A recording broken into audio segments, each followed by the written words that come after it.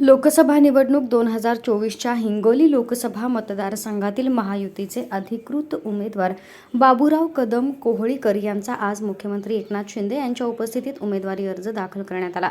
यावेळी आयोजित भव्य रॅलीला स्थानिक नागरिकांचा उदंड प्रतिसाद लाभला।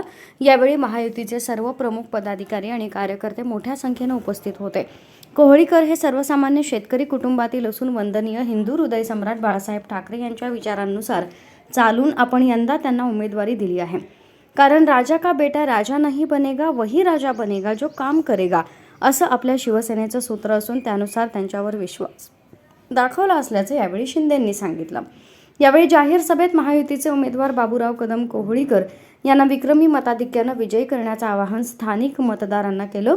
सर्वसामान्य लोकांच्या मदतीला धावून जाणारा सर्वसामान्य शिवसैनिक दिल्लीत पाठवायचा असून देशाचे लोकप्रिय पंतप्रधान नरेंद्र मोदीजी यांना पुन्हा पंतप्रधानपदी विराजमान करायचं असल्याचं सांगितलं।